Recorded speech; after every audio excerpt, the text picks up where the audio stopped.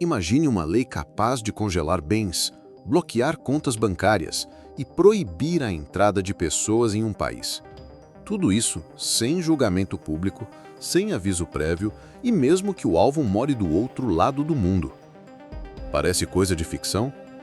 Pois essa lei existe e está em vigor em dezenas de países. O mais perturbador, no entanto, não é o alcance dessa lei, mas a sua origem. Ela nasceu da tragédia de um único homem, uma história real de fraude, perseguição, prisão, tortura e morte. Uma história que abalou o mundo e se transformou em símbolo global de justiça. Essa lei tem nome e sobrenome: Magnitsky. E hoje você vai conhecer o caso que deu origem a uma das legislações mais temidas pelos corruptos e violadores de direitos humanos. Mas antes de começar, curta o vídeo, compartilhe e inscreva-se no canal O Resumo. Aqui a história não se esconde atrás de manchetes, ela é contada por inteiro. Sergei Magnitsky era um advogado russo especializado em direito tributário. Trabalhou para o Hermitage Capital Management, um dos maiores fundos de investimentos estrangeiros atuando na Rússia, liderado pelo empresário britânico William Browder. Nos anos 2000, Browder era considerado o maior investidor ocidental em território russo, movimentando bilhões de dólares. Foi nesse contexto que Sergei descobriu algo alarmante: um esquema fraudulento dentro da própria Receita Federal russa. De acordo com suas investigações, altos funcionários públicos, policiais e até juízes estariam envolvidos em um golpe bilionário. O esquema desviou cerca de 230 milhões de dólares em restituições de impostos. O dinheiro que deveria retornar aos cofres públicos acabou transferido para empresas de fachada e contas secretas em paraísos fiscais. Magnitsky fez o que qualquer profissional ético deveria fazer: denunciou o caso às autoridades russas. Só que a Rússia de Vladimir Putin não era exatamente o lugar ideal para enfrentar o poder da corrupção. Em vez de abrir uma investigação contra os envolvidos no desvio, o governo russo tomou uma decisão chocante: prendeu o próprio denunciante. Em 2008, Sergei Magnitsky foi acusado de fraude fiscal, exatamente o crime que ele havia revelado. A ironia se transformou em tragédia. O homem que apontou a corrupção estatal foi tratado como criminoso. Durante os 11 meses em que permaneceu preso, Sergei viveu um inferno. Foi mantido em condições degradantes, em celas superlotadas e insalubres, sem aquecimento adequado, sem acesso a remédios básicos e sofrendo repetidas agressões físicas. Relatos de colegas de cela e de investigações posteriores revelam que ele foi sistematicamente torturado. O Estado russo queria quebrar sua resistência. Mesmo debilitado, Sergei insistia em sua inocência. Escreveu dezenas de cartas denunciando as condições desumanas de sua prisão. Alertava sobre a recusa dos médicos em tratar suas doenças e sobre as pressões psicológicas que sofria. Mas ninguém o ouvia.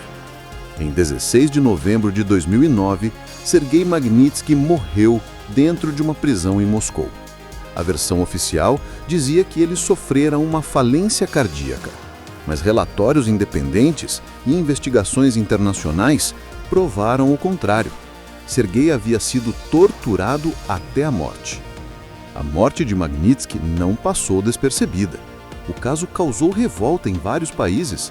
William Browder, seu ex-chefe e principal defensor, iniciou uma campanha internacional incansável por justiça. Ele levou a história de Sergei a parlamentos, tribunais e fóruns de direitos humanos. Browder transformou a tragédia em bandeira política, denunciou a impunidade russa, expôs documentos, deu entrevistas e publicou livros. O nome Magnitsky, que antes era apenas de um advogado anônimo, passou a simbolizar a luta global contra a corrupção sistêmica e a violação de direitos humanos.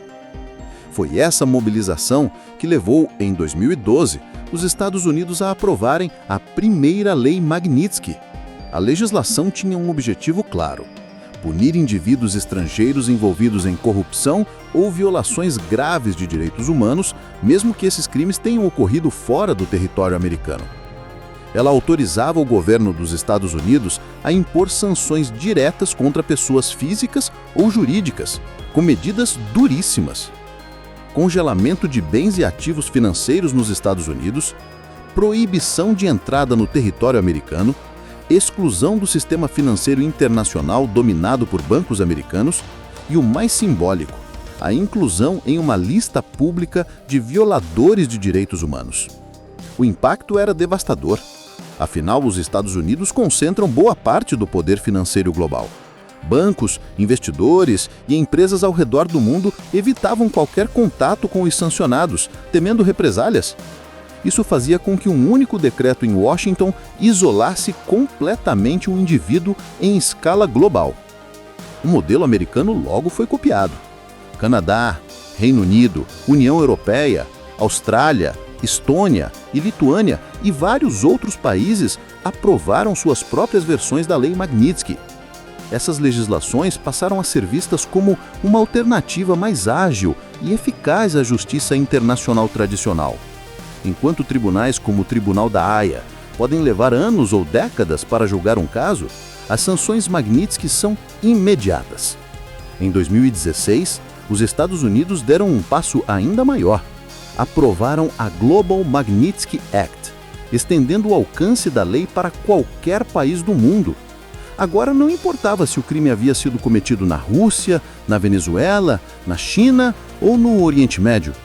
Qualquer autoridade, empresário ou militar envolvido em corrupção sistêmica, execuções extrajudiciais ou repressão política podia ser alvo. Diversos nomes conhecidos já foram atingidos pela lei.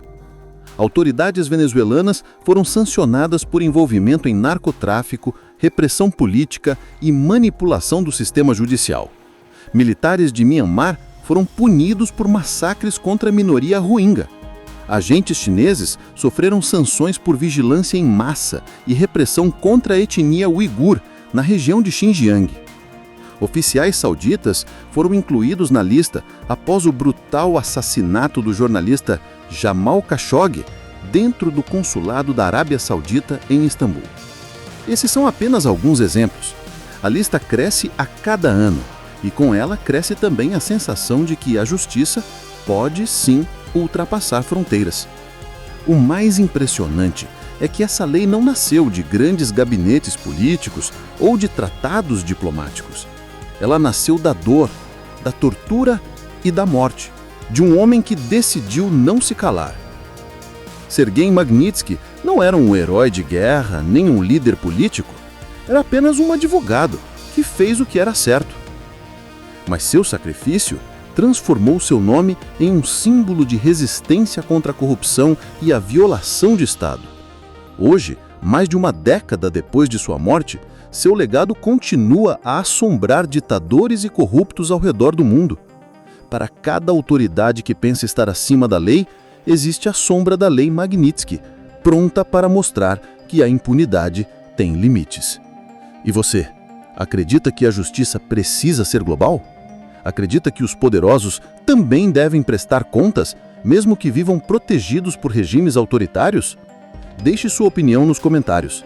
Não esqueça de curtir esse vídeo, compartilhar com alguém que precisa conhecer essa história e inscrever-se no canal O Resumo. Aqui, a história não se esconde atrás de manchetes. Ela é contada por inteiro.